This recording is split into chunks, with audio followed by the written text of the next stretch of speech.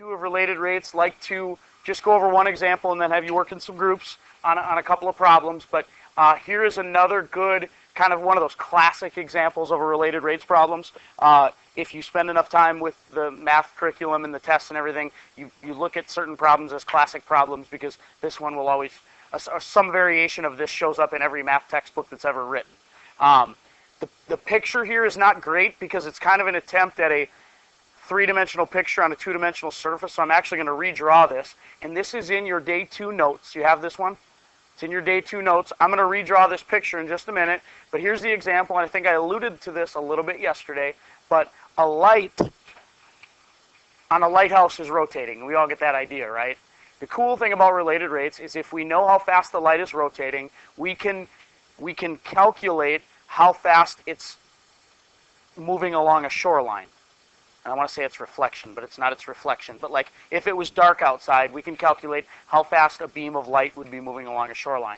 And here's an example of it. So I think it's easier. The lighthouse is cute here. I think it's easier to draw this from an overhead view looking down. So I'm going to get rid of the lighthouse. I think that's an attempt at a nice little attempt at a 3D model. But let's draw the lighthouse opposite a shoreline. I'll just make this the shoreline.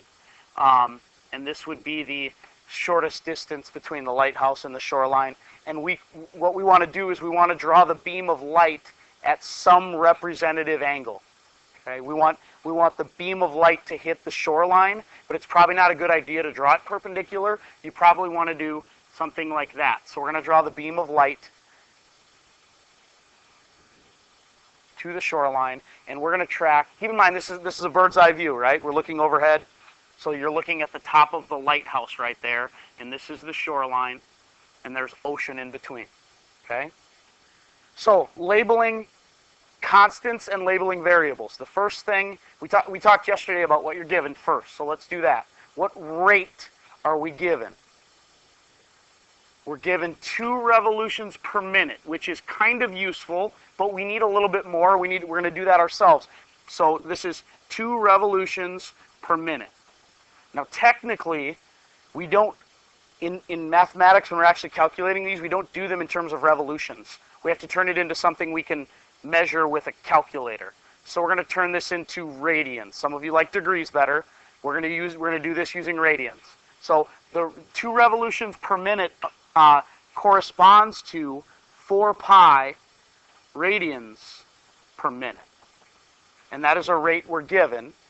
And we will call that, because an angle is involved, we will call that d theta dt. d theta dt. That's the rate that we're given. So theta is going to be really important, and it is a variable. So label theta on your drawing. I'm going to put theta right there. Okay? What do we want?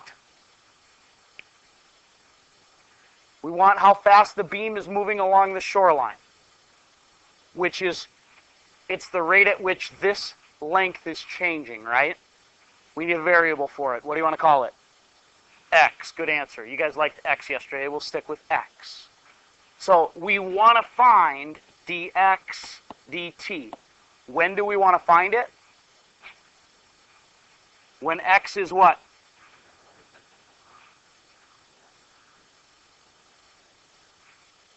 I missed the joke, I think. When do we want it? Oh, yeah, it's like a protest. What do we want? Math. When do we want it? Never. What X value do we care about here? 1/2 a kilometer. And so that distance would be 1/2. All right?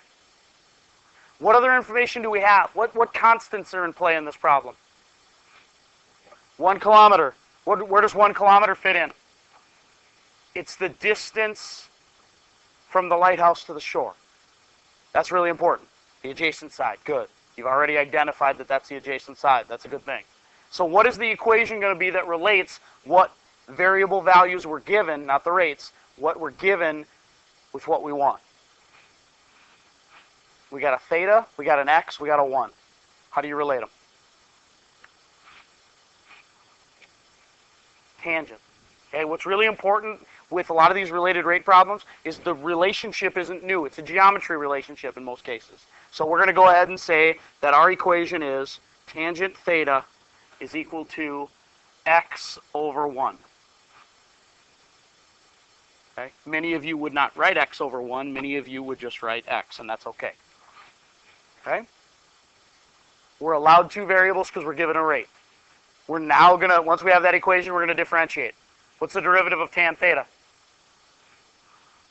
Secant squared theta d theta dt, because we're differentiating with respect to time, right? We always need that additional derivative piece because none of the variables we're actually dealing with are time. What's the derivative of x? dx dt. 1 dx dt, if you want to say it that way. Okay.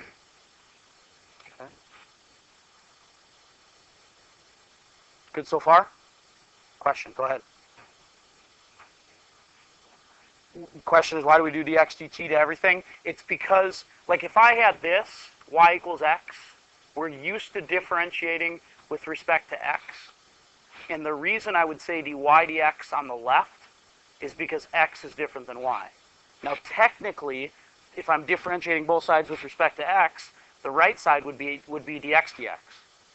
Okay, good on this so far, though. We'll get to the t's in a second.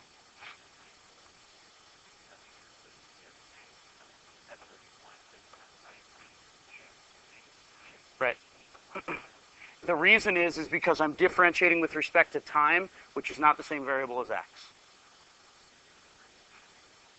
Yep, I'm using power rule. I'm saying the derivative of 1x is 1. I'm multiplying by the derivative of x then. And the derivative of x with respect to time is dx dt. It's because I'm introducing an additional variable. Okay? Yep. It's kind of it's chain rule is a good argument for it. Since I'm differentiating x with respect to a different variable, x is a function of t, which is yeah. Does that help? Okay. So now, once we've done that derivative, we're going to identify what we want to find. What are we trying to find again? dx dt. So I like to highlight that, or put parentheses around it, to remind myself that's what I'm looking for. If I'm looking for that, algebraically, I need to have or be able to find everything else, right? Okay. So we're told d theta dt, aren't we? What was d theta dt? 4 pi. And we still want dx dt. Right? Do we know theta?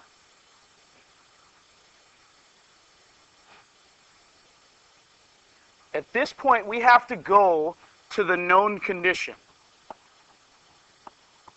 And at this point, you're looking for a value for a variable that changes, that takes on a specific value, which was what? 1/2. So at this point, the given condition is the triangle we care about is 1/2, 1, something. Theta is here. Okay? Now, the bummer about this one is it'd be really, really nice if we could just plug in the 1/2 and be done, right? But we don't get to do that because we're looking for a theta, not an x. So this depends on the angle, not on where it is along the shoreline. Okay? So how do we find that angle if we know 1/2 and 1? Tan inverse is the quickest way. Tan inverse of opposite over adjacent, 1/2 over 1. So tan inverse 1/2. Do you know what that is?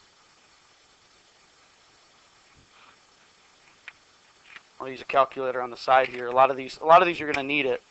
So tan inverse 0.5. So I got 0.464 radians. Is that what you got? I want to make sure I'm in the right mode. Make sure you're in radian mode. Okay? So now, I want secant. I can't do in my calculator. I need to write secant to something else. So this is going to be 1 over cosine squared 0.464 times 4 pi equals dx dt.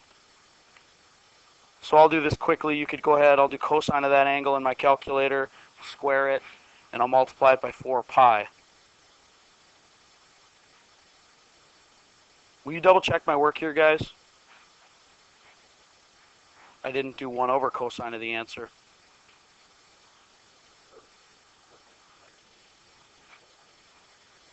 I do, to do cosine squared, I do cosine of the angle, and then I square the answer.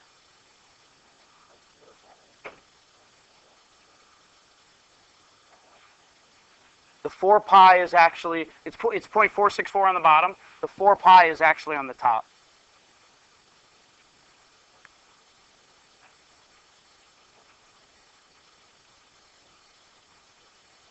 What'd you guys get? Did you punching these through or not? Some of you are.